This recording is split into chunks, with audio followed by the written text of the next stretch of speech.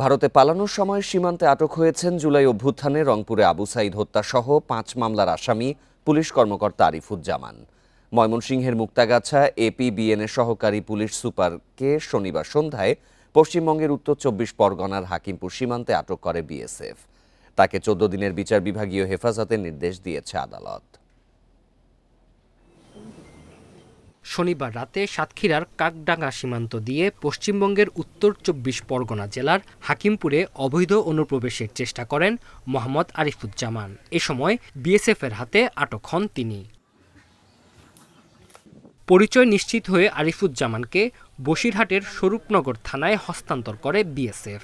তার বিরুদ্ধে ফরেনার্স আইন ও ভারতীয় পাসপোর্ট আইনে মামলা দায়ের করা হয়েছে।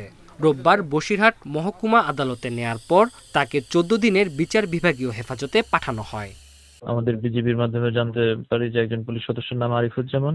বিএসএফ তাকে একটি চেকপোস্টে আটক করে স্বরূপনগর থানায় দিয়েছে। পরে আমরা খুঁজতে পারি যে সে রংপুর মেট্রোপলিটনে এসি হিসেবে কর্মরত ছিলেন। ওখান থেকে এপিবিএন 2 এ বদলি হয়েছে। এখন এপিবিএন 2 এ উনি নেই আর কি, নিখোঁজ আছেন, সাসপেন্ড আছেন।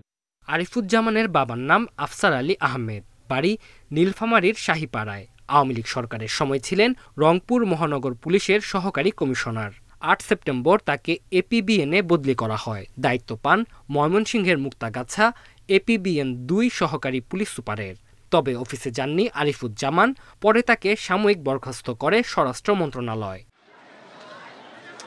জুলাই অভ্যুত্থানে আবু সাইদ হত্যা মামলার এজাহারভুক্ত আসামি আরিফুজ্জামান। এছাড়াও তার বিরুদ্ধে কয়েকটি হত্যা মামলা রয়েছে। Tanzil Hasnat, independent news.